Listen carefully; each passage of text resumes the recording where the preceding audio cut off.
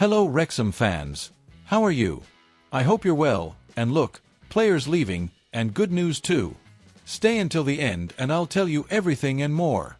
But first, subscribe to the channel and like it to receive all the latest news from the Red Dragons.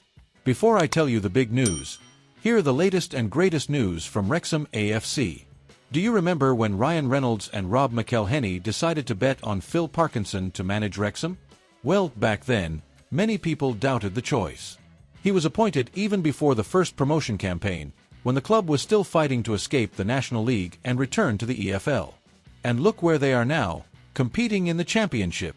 Since then, the journey has been simply incredible. And the most impressive thing is that Parkinson has received the full support of the owners for this new phase. Wrexham spent a whopping £33 million on signings over the summer, with 13 reinforcements arriving at the racecourse ground to bolster the squad. But, as with every great story, the beginning wasn't easy. The team had a rocky start to the season, and rumors soon surfaced that Parkinson might be fired.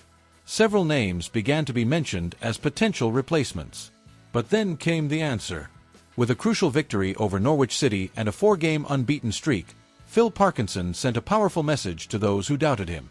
Even so, there are still those who wonder, is he really the right man to lead Wrexham in the Championship? But it's worth remembering, it was this same manager who had to be persuaded to accept the challenge when the club was still at the bottom of the National League. And why did he accept? Parkinson himself explained this in his first interview as Wrexham manager. He said, "I initially spoke to Les Reed, and he told me about the plans for the club.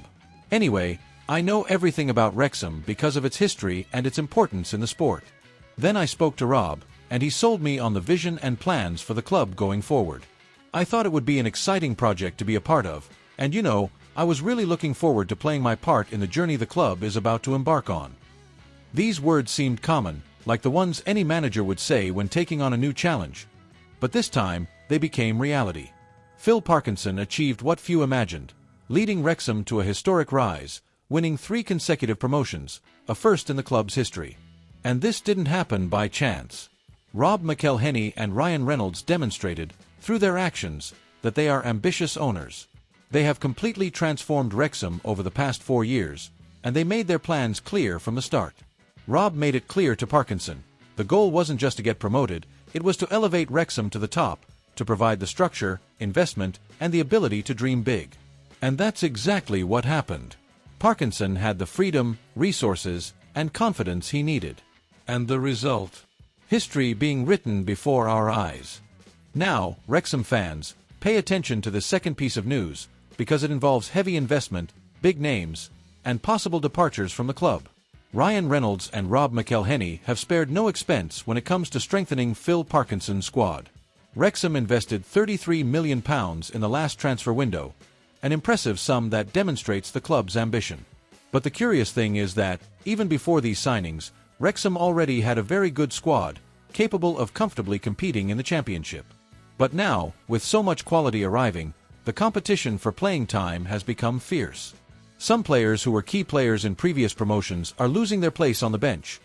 And this could lead to changes as early as the next transfer window, in January. One of the names that could leave the club is striker Sam Smith. He joined Wrexham at the end of the January 2025 transfer window and was instrumental in their promotion campaign, scoring 7 goals in 17 league matches. At the time, Wrexham paid £1 million for him, the club's highest ever spent on a player. But much has changed since then. The 5 most expensive signings in Wrexham's history all came this past summer, and Sam Smith has found himself with less of a place in the squad. Since promotion, he has played only 125 minutes, appearing in 7 matches, but none as a starter. Today, Smith is a backup to Kiefer Moore, who has been the team's main striker.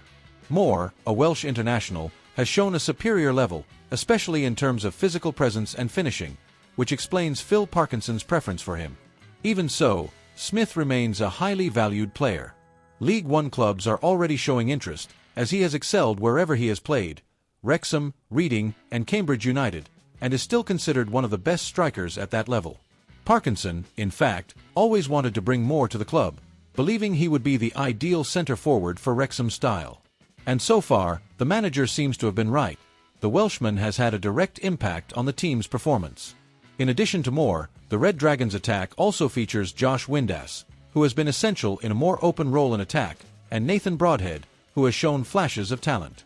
These three, Moore, Windass, and Broadhead, are currently Parkinson's preferred options. Meanwhile, Ryan Hardy, signed last summer, is already considering a possible departure due to lack of playing time. And then there's Jay Rodriguez, who is also part of the squad but has not been registered to play in the championship, as has Sam Smith himself. In other words, if nothing changes by January, Smith may very well rethink his future. With limited playing time and stiff competition, he could leave Wrexham in search of a role where he has more opportunities. Fans, check out this news. Wrexham star Kiefer Moore has just surprised everyone by announcing a new career move outside of football. The 33-year-old striker graduated from the Professional Footballers Association Business School with a degree in sports management, showing he's already thinking about the future after retirement. But the most interesting thing is that he didn't want to wait until he stopped playing. Kiefer Moore is now a professional landlord. He purchased a portfolio of rental properties in partnership with former player Christian Ribeiro, Norwich defender Jack Stacey, and investor Jay Putty.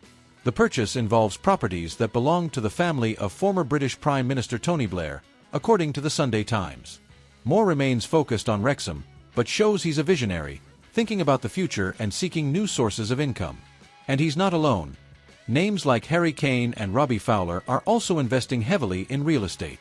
So tell me, fan, do you think Moore is right to already plan for the future, or should he just focus on the field?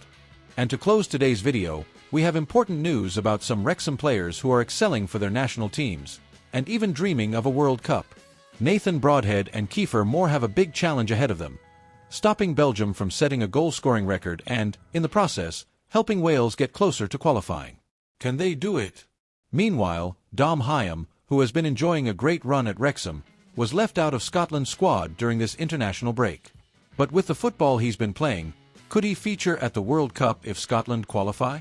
James McLean and Ireland aren't living the same dream.